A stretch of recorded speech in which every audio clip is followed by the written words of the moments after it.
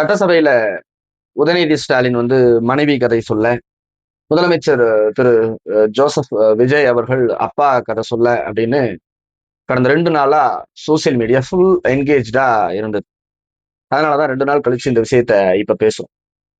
ஆளுநர் அவர்களின் உரை மீதான நன்றி தெரிவிக்கும் தீர்மானத்தை அப்படியே திரு விஜய் அவர்கள் வாசிக்கிறாங்க. நிறைய சலசலப்பாகுது.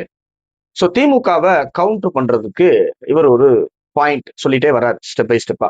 அதுல கேப்ல ஷெட்யூல்டு காஸ்ட் பட்டியலினத்தை சேர்ந்தவர்களுக்கு 8 மினிஸ்டர்ஸ் கொடுத்திருக்கிறோம். நம்ம சகோதரர்கள் பட்டியலின சகோதரர்களுக்கு 8 மினிஸ்டர்ஸ் கொடுத்திருக்கிறோம். ஏன் நீங்க வந்து கதறீங்க பதறீங்க அப்படின்னு ஒரு கவுண்டர் பாயிண்ட் டிஎம்கேக்கு வைக்கிறார். இப்ப நாம ஓகே ஒரு இது வரைக்கும் இல்லாத நிகழ்வா 8 மினிஸ்டர்ஸ் கொடுத்துருக்காங்க. நம்ம அதுக்கு ஏற்கனவே நம்ம அவருக்கு பாராட்டுகளையும் வாழ்த்துக்களையும் தெரிவிச்சிட்டோம். அதுக்கு ஒரு 2 நாளைக்கு முன்னால சட்டமன்றத்துல தாழ்த்தப்பட்டோருங்கிற வார்த்தையை அரூர் சட்டமன்ற தொகுதி சட்டமன்ற உறுப்பினர் சொன்ன பொழுது அதை கண்டிச்சு திரு வன்னியரசு அவர்கள், திரு அர்ஜுனா அவர்கள்லாம் பேசியிருந்தாங்க. தலித்துன்னு சொல்லுங்க, அதுதான் இந்தியா முழுவதும் ஒடுக்கப்பட்ட மக்களை ஒண்ணு சேர்க்கிற வார்த்தை அப்படின்னு ஒரு கருத்தை முன் வச்சிருந்தாங்க. இந்த 2 நிகழ்வையும் கிளப் பண்ணி பாப்போம். சரி, இதப்ப ஹோல்டு பண்ணும். 2026 சட்டமன்ற தேர்தல் முடிஞ்சதுக்கு அப்புறம் தமிழக வெற்றி கழகம் ஆட்சி அமைக்குது. ஆட்சி அமைச்ச நாளில இருந்து இன்னைக்கு வரைக்கும் புதிய தமிழகம் கட்சி சார்பாக அரசனுடைய நடவடிக்கைகள்ல நல்லதை ஆதரிக்கிறோம், பாராட்டுறோம், கண்டிக்க வேண்டியதை கண்டிக்கிறோம், விமர்சிக்க வேண்டியதை விமர்சிக்கிறோம். புதிய தமிழகம் கட்சி எப்போதும் அந்த இடத்துல அந்த நிலைப்பாட்டுல ரொம்ப உறுதியா இருக்கு.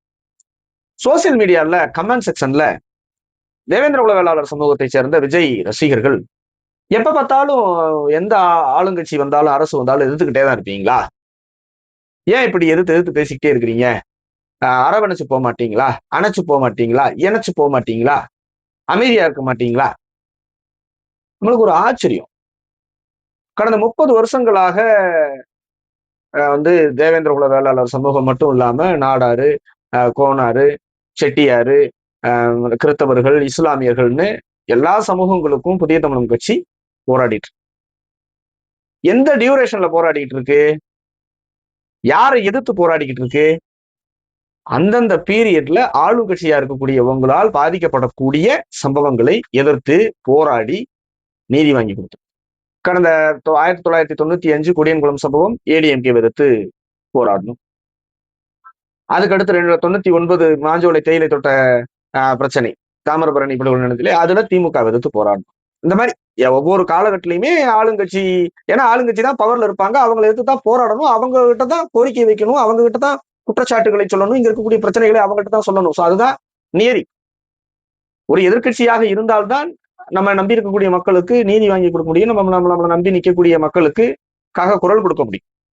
கூடுதலாக 2011 சட்டமன்ற தேர்தலில் அதிமுகவோட கூட்டணி வச்சு புதிய தமிழகம் கட்சி 2 சட்டமன்ற உறுப்பினர்களை ஜெயிச்சிருந்தது.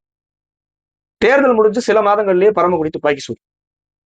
ஒருவேளை ஆளுங்கட்சியை பகிச்சுக்க கூடாது, எதிர்த்து பேசக்கூடாது, அவங்கள்ட்ட பேசாம இருக்கணும். ஏன் இந்த பிரச்சனைக்கு நம்மளுக்கும் என்ன சம்பந்தம்? யாரு சம்பந்தமோ அந்த ஆளை கை காமிச்சு விட்டுட்டு புதிய தமிழகம் கட்சி அவங்க வேலையை பார்த்துட்டு இருந்திருந்தா தலைவர் அவர்கள் இன்னொரு சட்டமன்ற உறுப்பினர்னு 5 ஆண்டு காலம் ஒரு பெரிய அனுகூலங்களை செஞ்சிருக்கலாம், கட்சியை குரோத் பண்ணியிருக்கலாம். இன்னைக்கு தேதியில அதே மாதிரியான நிலைப்பாட்டை கண்டினியூ பண்ணிட்டே இருந்திருந்தா இன்னைக்கு ஆட்சி அதிகாரத்தில் பங்கெடுத்து ஒரு பெரிய அரசியல் கட்சியாக தமிழ்நாட்டில் இருந்திருக்கலாம். அந்த சமரசங்களுக்கு இடம் கொடுக்காம தலைவர் டாக்டர் ஐயா அவர்கள் வந்து பிரச்சனையா பாக்குறாரு. மக்களே ஒரு காலத்திலையும் விட்டு கொடுத்துடக்கூடாது. அரசுகள் இன்னைக்கு வரும், நாளைக்கு மாறும், என்ன வேணாலும் நடக்கும். ஆனா நாம் யாருக்காக போராட வந்தோமோ, யாருக்காக களத்துல நிக்கிறோமோ அவங்களுக்காக பேசாம அமைதி காத்துறக்கூடாது. தமிழக மக்கள் பாதிக்கப்படக்கூடிய ஏதோ ஒரு விஷயங்களோ அல்லது அரசு கவனத்திற்கு வராத சில விஷயங்களையோ ஒரு அனுபவ ரீதியாக கடந்த 40-50 ஆண்டு காலமாக சமூக அரசியல் தளத்தில் இருக்கக்கூடிய தலைவர் டாக்டர் ஐயா அவர்கள் எந்த அரசியல் கட்சி வந்தாலும் அவர்கள் செய்யக்கூடிய நிகழ்வுகள்ல தனது கருத்துக்களை, தனது விமர்சனங்களை, தனது கண்டிப்புகளை தவறாம சமரசம் இல்லாம செய்தார்.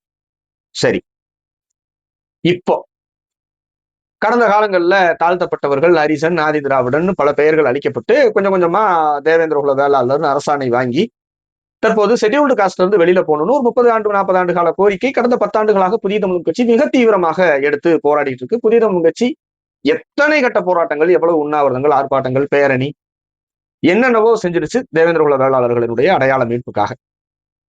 அதில் பெயர் அரசாணை வந்திருக்குது. பட்டியல் வெளியேற்றம் தான் பிரதான கோரிக்கை அப்படிங்கிறதுல புதிய தமிழ் கட்சி ரொம்ப உறுதியாக இருக்கு. சரி, இப்ப சொல்லுங்க. இப்ப பாவம் பட்டியலின சமூக மக்கள், பாவம் பட்டியலின சகோதரர்கள், அவர்களுக்கு மினிஸ்ட்ரியில இடம் கொடுத்திருக்கிறோம் அப்படின்னு பேசப்படுது. வழக்கமாக திமுகவும் அதிமுகவும் தேவேந்திர குல வேளாளர் சமூகத்திற்கு ஒரு அமைச்சரவையில இடம் கொடுத்துட்டு சமூக நீதியை காப்பாத்திடுவாங்க. அதே வழியில அதே போல தமிழக வெற்றி கழகத்திலையும் தேவேந்திர குல வேளாளர்களுக்கு ஒரு அமைச்சரவையை கொடுத்துட்டு ஒருத்தர் தலித்துன்னு ஃப்ரேம் பண்றாரு, ஒருத்தர் பாவம் பட்டியலின சகோதரர்கள்னு ஃப்ரேம் பண்றாரு. சரி, இதை ஏற்போமா எதிர்ப்போமா? நம்முடைய பட்டியல் வெளியேற்ற கோரிக்கையை அப்படியே விட்டுட்டு, சமூக அடையாள மீட்பை அப்படியே விட்டுட்டு, ஓகே ஒரு உச்ச நட்சத்திரம் ஆட்சியில இதெல்லாம் சாதாரணம், அவங்க திட்டினாதான் தப்பு, இவங்க திட்டலாம் அப்படின்னு கடந்து போயிடலாம். இல்ல பட்டியல் வெளியேற்ற கோரிக்கையை அப்படியே விட்டுடலாம். என்னங்க உங்க நிலைப்பாடு? என்ன நிலைப்பாடு? இது அரசியல் தெரியாத தற்குறி கூட்டம்னு காலகாலமா எல்லா அரசியல்வாதிகளும் நம்பினதுனால, அதை கண்ணுற்று பார்த்ததுனால இன்னைக்கு வரைக்கும் அரசியல் ரீதியான ஆர்கனைஸ் ஆகாம ஒரு தத்தளிச்சுட்டு இருக்கக்கூடிய இடத்துல சூழ்நிலையில இருக்கு. அதனாலதான் எல்லாருமே என்ன நினைக்கிறாங்கன்னா, இது ஒரு ஜோக்கர் கூட்டம். எல்லாருமே துவங்கும் பொழுது எல்லா அரசியல் கட்சிகளுக்கும் பில்லர்ஸ் யாருன்னா இந்த பல்லர்ஸ் தான்.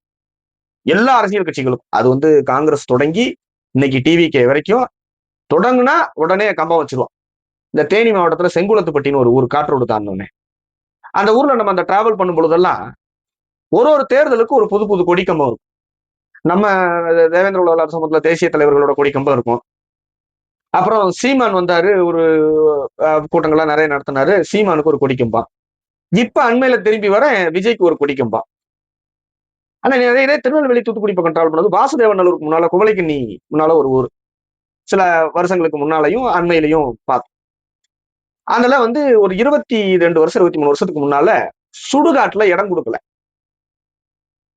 தேவேந்திர குல வேளாளர் சமூகத்தை சேர்ந்த ஒருத்தர் இறந்துடுறாரு, அவங்கள புதைக்கிறதுக்காக போறாங்க, சுடுகாட்டுல இடம் கொடுக்கல. அப்ப தலைவர் அவர்களுடைய கவனத்துக்கு வருது, புதிய தமிழ் கட்சி களத்துல இறங்கி போராடி வாதாடி பலகட்ட போராட்டங்களுக்கு பிறகு சாலை மறியல் எல்லாம் செஞ்சு சுடுகாட்டுக்கு இடம் வாங்கி கொடுத்து புதைக்கிறதுக்குங்க, இறந்த உடலை புதைப்பதற்கு இடம் வாங்கி கொடுக்குது போராடி. அந்த ஊர்ல வீர தேவேந்திரன் வாள் எடுத்தா குத்துவம் வெட்டுவோன்னு இந்த பக்கம் ஒரு போர்டு, ஆப்போசிட்ல பறையர் சமூகத்தை சேர்ந்தவர்கள் குடியிருக்கிறாங்க. அங்க விடுதலை சிறுத்தைகள் கட்சியினுடைய போர்டு. இதுவரைக்கும் திருமாவளவன் அவர்கள் எனக்கு தெரிஞ்சு பறையர் சமூகத்திற்கு எந்த விதமான வாழ்வுரிமையையும் மனித உரிமையையும் மண்ணுரிமையையும் மீட்டுக் கொடுத்ததாக வரலாறுகளே கிடையாது. அவரது கட்சியை சேர்ந்தவர்கள் வெள்ளை வேட்டி சட்டை போடுறதுக்கு கத்துக் கொடுத்திருக்காரு, போலீஸ் ஸ்டேஷன்ல போய் உட்காந்து பேசுறதுக்கு கத்துக் கொடுத்திருக்காரு. சோ பொலிட்டிக்கலா அவங்க கட்சிக்காரங்க இருக்கிறாங்க. பட் இந்த சமூகத்திற்காக எந்த விதமான பிரச்சனையும் சமரசமின்றி ஆட்சியாளர்களை எதிர்த்து போராடியதாக வாதாடியதாக வரலாறுகளே கிடையாது. சமரசம் செய்துதான் வரலாறு. இது எல்லாருக்கும் தெரியும், அண்ணன் திருமாவளவன் அவர்களுக்கும் தெரியும். ஆனால் அரசியல் ரீதியாக பறையர் சமூகம் தமிழ்நாடு முழுவதும் ஒரு அடையாளத்தில் இருக்கிறோம் அப்படிங்கிறத காமிக்கிற அந்த தெளிவும் புரிதலும் இருக்கு. இன்னைக்கு தேதியிலையும் விஜய் அவர்களுக்கு 70-80 விழுக்காட்டுக்கு மேல பறையர் சமூகத்தவர்கள் வாக்களிச்சுட்டாங்க. இருந்தாலும் கூட எல்லா ஊர்லயும் ஏன் ஒரு போர்டை வச்சிருக்கிறாங்கன்னா, அது தங்களினுடைய அரசியல் முகவரியாக இருக்கணும். இஸ்லாமியர்கள் அப்படித்தான், இங்க இருக்கக்கூடிய எல்லா சமூகங்களும் அப்படிதான் ஒவ்வொரு அந்த விஷயத்துல தெளிவா இருப்பாங்க. ஆனா இந்த கூட்டம் தான் எந்த தெளிவும் எந்த புரிதலும் இல்லாம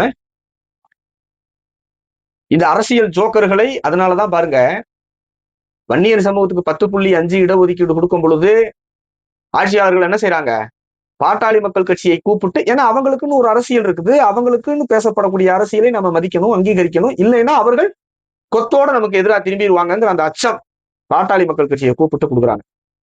ஆனால் தேவேந்திர குல வேளாளர் சமூகத்தினுடைய பெயர் அரசாணைய வீதியில வீசி எரிஞ்சிட்டு போறாங்க. அப்ப என்ன காரணம்? இந்த கூட்டம் எதுலையும் ஆர்கனைஸ் ஆகாது. இன்டலெக்சுவலா நம்மளை என்னவா பண்றாங்க, என்னவா நம்மளோட எதிர்காலம் இருக்க போகுதுங்கிறத கணக்கிட தெரியாது, அளவிட தெரியாது. இது எண்ணிக்கையில கூட்டம், அவ்வளவுதான். எண்ணிக்கையில் பெரும்பான்மை, எண்ணத்தில் மிகச் சிறுபான்மை அப்படிங்கிறத புரிஞ்சுக்கிட்டதுனாலதான் ஆட்சியாளர்கள் ஏன் இதை நம்ம கவனத்துல எடுத்துக்கிட்டு இவங்களுக்கு ஏதாவது செஞ்சு கொடுத்துட்டு, இவங்க என்ன ஒரு வாய்ஸ் ஆஃப் த பீப்புள், அது இந்த மக்களுக்குன்னு குரல்னு ஒரு புள்ளி இருக்காது. நீ 20 பேர்த்த பேசணும், 30 பேர்த்த பஞ்சாயத்து பேசணும். சோ வை அந்த ரிஸ்கை விட்டுருவான், அந்த ரிஸ்க் எடுக்க வேணாம். ஏன்னா இவன் ஒருங்கிணைஞ்சு நம்மள ஒன்றும் பெருசா பழி வாங்குற அளவுக்கு ஆக போறது இல்ல. அது பிரிஞ்சு கிரிஞ்சு கிடக்கிறதுனால நம்ம இதை கண்டுக்க வேண்டாம் அப்படிங்கிற எச்சரிக்கை. ஒரு அரசியல்வாதிகளாக அவர்கள் எச்சரிக்கையாக இருக்கிறார்கள். அரசியல் புரியாததால், அரசியல்வாதிகளாக மாற சிந்தனை இல்லாததால் இவர்கள் அது என்ன பிரச்சனைனே தெரியாம உழன்று திரிகிறாங்க. எந்த ஆட்சியில திமுக, அதிமுக இல்ல, தவேகான்னு இல்ல, எதிர்காலத்தில் யார் வந்தாலும் கூட தமிழ்நாட்டிலேயே அதிக பாதிப்புக்கு உள்ளான, அதிக பிரச்சனைகளை சந்தித்துக் கொண்டிருக்கிற, சந்திக்க போகிற ஒரு சமூகம்னா தேவேந்திர குல வேளாளர் சமூகம். இருக்கிறதுலயே ரொம்ப வேகமா அரசியல்படுத்தப்பட்டு ஆர்கனைஸ் ஆகி தங்களுடைய அரசியல் இதுதான்னு ஒரு புள்ளியில நின்று பேச வேண்டிய தேவை இருக்கக்கூடிய சமூகம் தேவேந்திர குல வேளாளர் சமூகம். ஆனா டெமோக்ரஸி ஒரு பக்கம் போயிட்டே இருக்கு. ஜனநாயக அரசியலில் தங்களுக்கான பங்கை என்னென்ன ரீதிகளில் எல்லாம் அடைய முடியும் அப்படின்னு தெரிஞ்சவங்க அதை சாதிச்சுட்டு போயிட்டே இருக்கிறாங்க. என்ன நடந்தா நமக்கு என்ன, வெந்த சோறு விதி வந்தா சாவுன்னு எந்த விதமான எதிர்கால தொலைநோக்கும் இல்லாம பிறந்தோம், தின்னோம், செத்தோம் அப்படின்னு நம்ம கிட்ட இருந்து என்ன போகுது, நம்ம கிட்ட என்ன இருந்துச்சு, நம்மளுடைய அரசியல் என்ன, நம்மளுடைய இருப்பு என்ன, நம்மகிட்ட இருந்து எதெல்லாம் நம்மகிட்ட இருந்து போய் இன்னொருத்தவங்களுக்கு சொந்தமாயிருச்சு, இல்ல உண்மையிலேயே எங்க சாதி ஒழிப்பு நடந்துருச்சா, இல்ல டிவிக்கு அரசு வந்து நம்மளை எல்லாம் பட்டியலின சகோதரர்கள்னு அன்பா அழைக்கிறாங்களே, ஆறுதலா பேசுறாங்களே, பட்டியலின சகோதரர்கள்னு கரிசனம் காட்டுறாங்களே, சரி நமக்கு ஒரு 4-5 பதவிகளை கொடுத்துட்டாங்க, நமக்கு பெரிய பெரிய அமைச்சர் பதவிகள் எல்லாம் கொடுத்துட்டாங்க, சோ அதனால நம்ம பட்டியலே இருந்தா என்ன அப்படின்னு பேசுறதுக்காவது ஒரு பாலிடிக்ஸ். சோ எந்த விதமான புரிதலும் இல்லாம தமிழ்நாட்டுல ஒரு கூட்டம் தெரியுது, ஒரு கூட்டம் அலையுது, ஜெயிக்கிற பக்கம் ஜாயிருது, அடுத்து அதானோன்னு இன்னொரு பக்கம் போறது. காங்கிரஸ்ல இருந்து இதே நிலைமை. இது என்னைக்கு மாறும், என்னைக்கு இந்த சமூகத்தினோட துயரங்கள்லாம் தீரும்?